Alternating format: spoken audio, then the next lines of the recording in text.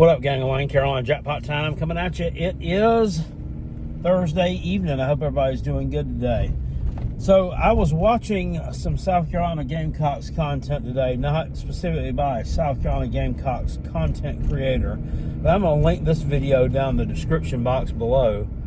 Perhaps you folks have watched this guy do, or guys, these guys, there's more than one guy, do their videos before. Rock Boys Football. It's I don't want to say it's an analytical channel. It's somewhat analytical, but then they kind of, they're not fans of the Gamecocks. They talk about several different teams there, and they kind of break down some different stuff. They don't break down game film or anything like that. That's the kind of stuff I'm not really into. All that.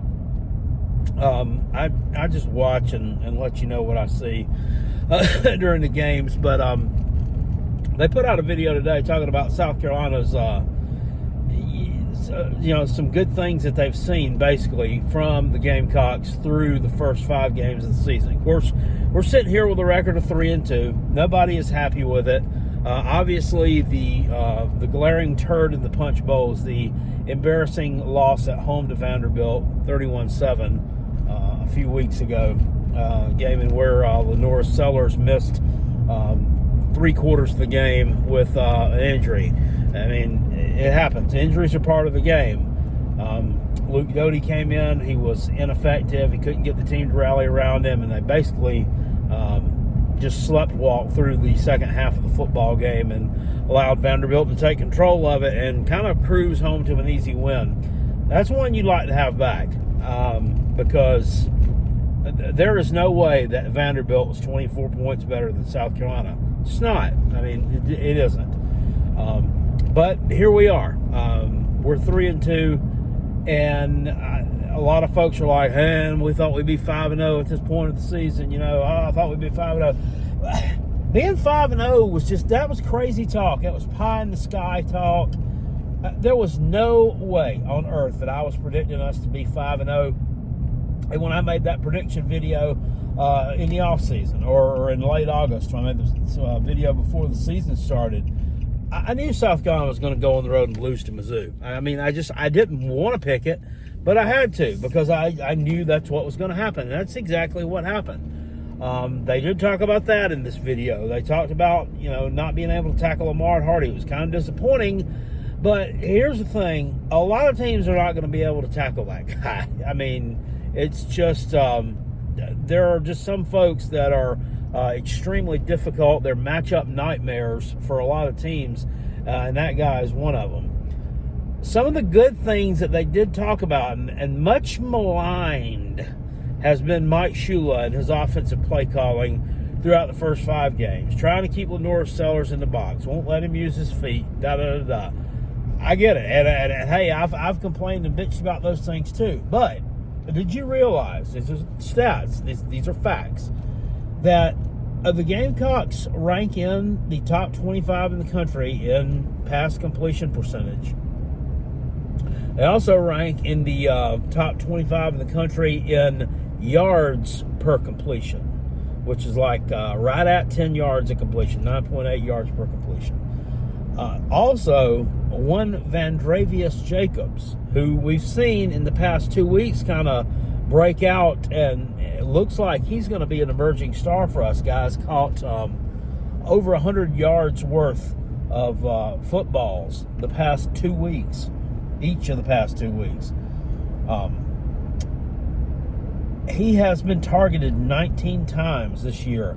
He's caught 18 of them. I didn't realize that. This guy has caught 18 of the 19 balls that have been thrown his way. That is mind-boggling. This kid needs to eat. He needs to eat. Forget, I want you to eat. I want you to eat. I want you. That's Kirby Smart, by the way. Talk about that. He would say that to his players. Like, I want you to eat. I want you to eat. I want you to eat. Let me get my hair out of my face. I want you to eat. I want you to eat. I want you to eat. No, I want him to eat. That right there. Feed him the football. Eventually, he's going to start getting double teamed, though.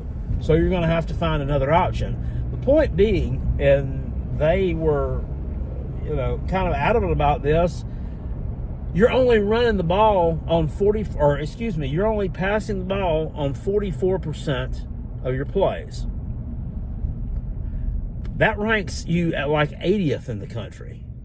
So, in other words, what the stats tell us is the Gamecocks are running the ball, which they're not good at, 66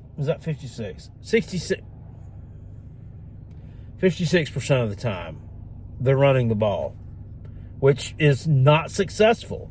So why would we not be a 60-40 team throwing the football?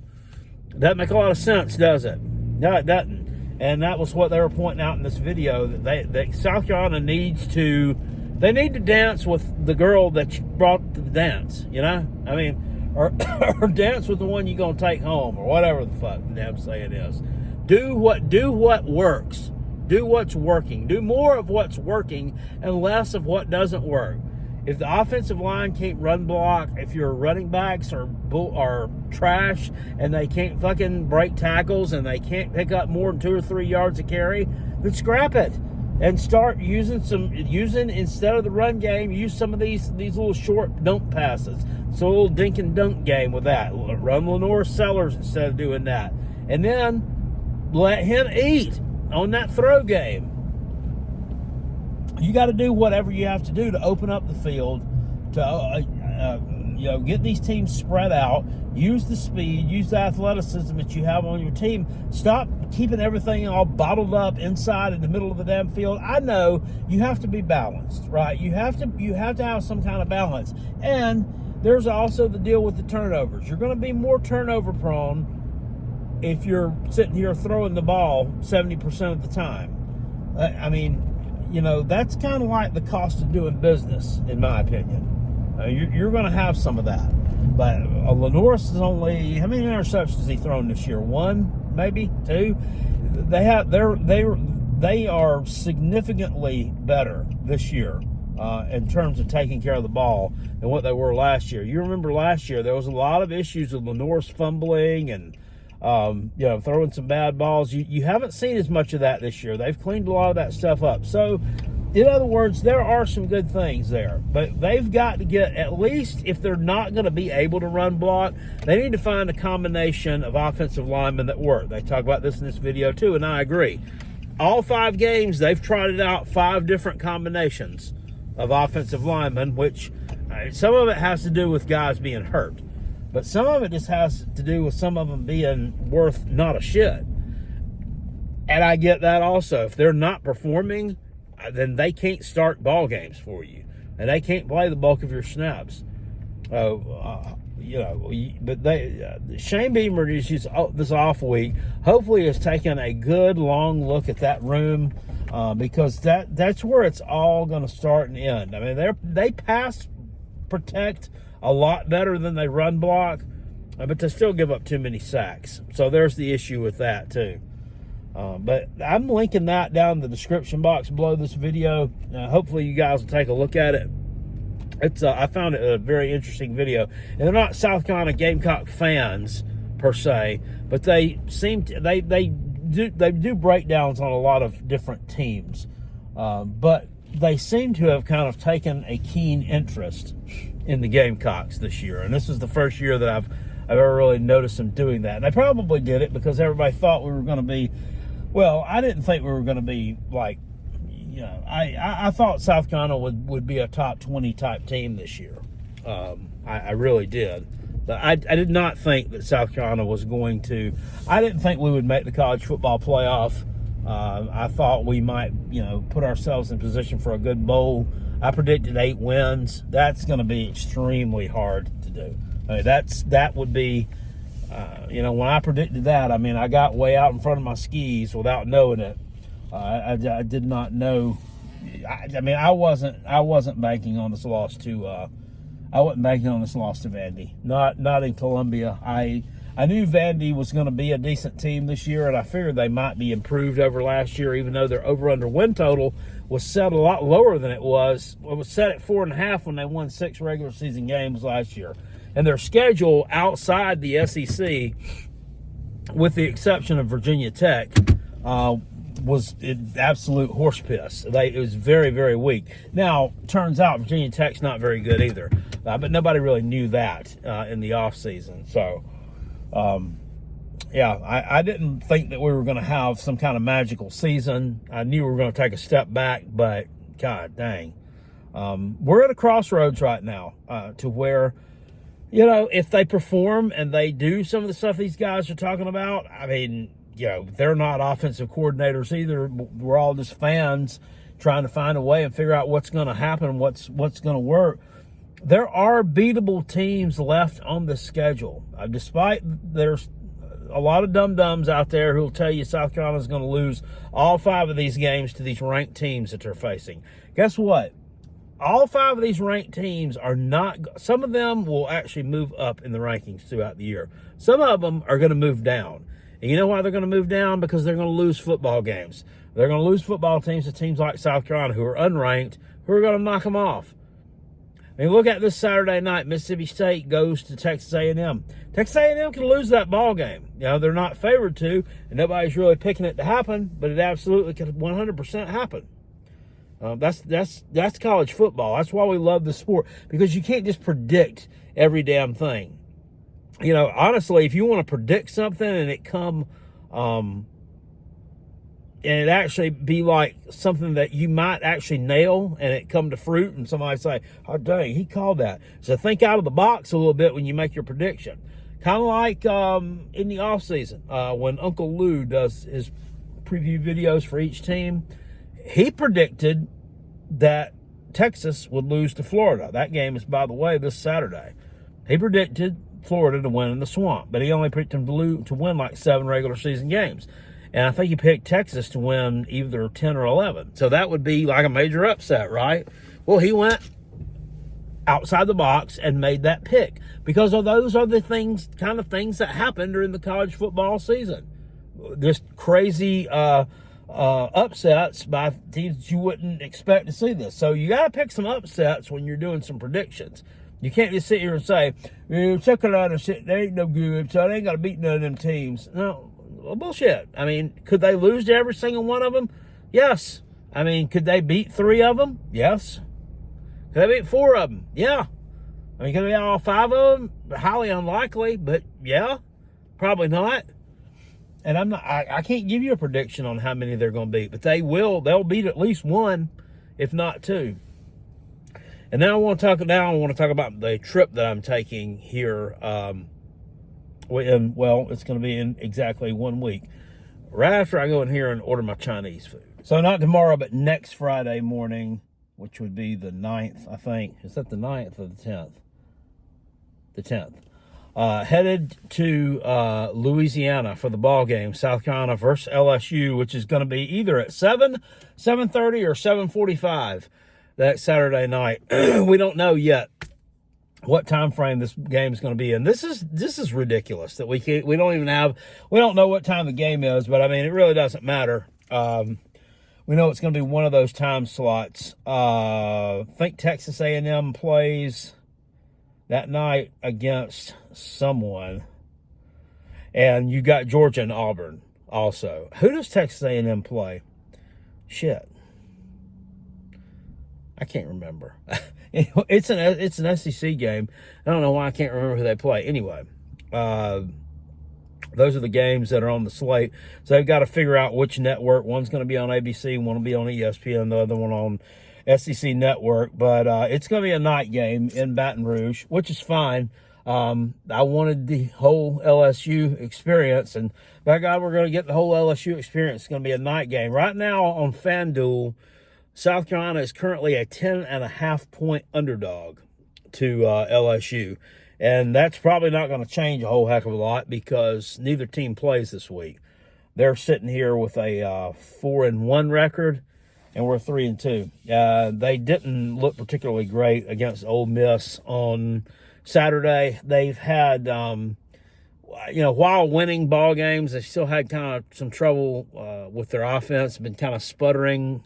Garrett Nussmeier hasn't looked great this year. They're having some problems running the football. Now, knock on wood when I say that, because we have been, South Carolina did a good job Saturday of bottling up old Seth McGowan from the second quarter on. Now, he ate a little bit in the first quarter, but after they started making adjustments, really wasn't that effective. And the other running back, Dowdell, who had some decent numbers up until this point, he did absolutely nothing all night. But South Carolina has been known to give up some run yardage to some of these folks. And this running back, Caden Durham for LSU, had a pretty good day last year as a freshman. He's been banged up. I don't know if he's going to play against us or not. I would lean probably towards he is, because they don't play this week. So I'm leaving out early on Friday morning, probably by about 4:30ish, because I want to leave from my house. It's from here to Atlanta is 2.5 hours. I want to get around Atlanta before the rush hour and all that bullshit starts and be on the other side of that. We got to head down I-85 into Alabama. I think we go to Montgomery, Alabama, and then just kind of diagonally down this way through Alabama down into Mississippi, and we'll kind of go all the way down the coast here and end up in like Biloxi, Mississippi, then go all the way across over here. And we'll stay the night in this place called Slidell. It's like 9 hours away. So if I left at 4 in the morning, 4:30, technically 9 hours away is 1:30, right? Well, then your time changes too, because you go in the central time zone. I'm telling you what, I ain't in there at that damn time, because Carolina Jackpot likes to stop at different places. I have to pee probably at least about once every hour and a half or so. So it'll take a bit longer than that to get there. And don't anybody tell me, well, Slidell's a shithole, you don't want to stay there. I done looked up the demographics on the place, okay? It's fine. It really, to me, it wouldn't, I don't give a damn if it's a shithole or not, as long as the place I'm staying at, it's nice enough. I mean, I'm just going to go in there and lock the damn door and go to sleep and watch some TV. So, yeah, I don't really care about what's going on outside of it. But we're like, here is Interstate 12 in Louisiana, and then Interstate 10 branches off of that and goes to New Orleans. There's like that long bridge that goes over, is it Lake Pontchartrain? Well, this hotel is right on the exit, which is the last exit before you hit that bridge over that lake. So we're going to have some time to do some stuff probably during the early part of the day, Saturday, I would think. So I want to drive across that bridge, number one, because I mean, I like bridges. I think schools, they freak some people out. Bridges do. I don't know why. I don't get that. I mean, what you think it's gonna do is fall in the water? I mean, you can swim, can't you? Anyway, I want to do that, and then so if anybody that's ever been there before can tell me, like, what is traffic like on game day in Baton Rouge, Louisiana? I expect it's pretty thick. From what I understand, it's pretty bad. So if the game is like at 7:45, which would be 6:45 their time, I want to get there at a decent time, because I kind of want to walk around a little bit there. And if anybody knows like about parking, like how much does it cost to park? What are the parking places like? How is it? I know at Alabama, we parked, it was like in like some kind of little, I think it was like maybe like an elementary school or something that was like a mile away from the stadium. We parked out there, we paid $20 and we walked to the stadium. But I want to visit some of the tailgates. I want to meet some people too, because I'm sure there are some people that know Carolina Jackpot, possibly. At least there should be. So I want to meet some of them and maybe sample some of their food, if they'll let me have it. I mean, they'll offer it. I'm not just going to take it off somebody's plate or anything. And same thing with any kind of beer, whiskey, or wine. I'm not going to do that without it being offered to me. The temperature, from what I can gather, that week in the Baton Rouge area is going to be in the upper 80s for highs during the day. Quite muggy for the second week of October, and kickoff temperature, looking at it right now, because things change in a week, it's going to be around 80 degrees or so in the high 70s. So that's pretty muggy. So, I mean, I'm sure I'll be wearing shorts and my Gamecock gear. But I'm looking forward to this trip. I like to get out of town. I've needed a reset here. I've had a rough month here at home, so I need a reset, and I need a chance to get out of town. So, do I think that South Carolina's going to win this game? No, I don't. I don't put a whole lot of stock in it. But I mean, and I didn't think we were going to win last year when I went to Alabama, but it surprised me, and we damn near did. I mean, I guess I don't like moral victories or claiming moral victories, but I guess if you could claim a moral victory as close as you could get to having a moral victory, that would have been a moral victory. Should have won that game. They had opportunities to, and I kind of pissed them away. But anyway, we made a good showing of ourselves. It made a heck of a lot showing than Vabdu is going to do tomorrow, or do Saturday, because I totally expect them to get tongue punched in the fart box and knocked all the way back to Nashville. But anyway, that's about all I got to say about that, guys. Trip to LSU coming up. I'm looking forward to it. I'm going to make videos all the way down there and all the way back. I may even go live at the stadium like I did last year at Alabama. So that'd be quite the treat for everybody. There won't be a live stream, but, I might be actually live streaming the game while they're at the game. Anyway, that's all I've got to say with that one. But link in the description box below. Make sure you guys go over to check out that Rock Boys foot. God dang, I can't talk. I got phlegm in my throat. You'd think I was still a smoker, the way my throat gets all jacked up when I start talking for a long period of time, like phlegm goes. I know it's nasty, but I mean, I can go and have it drains from here to back here in the back of my throat, and I'm like, why? I don't smoke anymore. I don't have any really bad habits. Why does this happen to me? Sometimes I can't stand my body. Anyway, go check out that Rock Boys football video. I got it down in the description box below. Really good channel. Very informative stuff, and I dig it, so I would think a lot of the Gamecock fans would as well. Anyway, that's about it, guys. I will talk to you all later on. Appreciate you. Peace. I'm out of here. Go Gamecocks. Woo!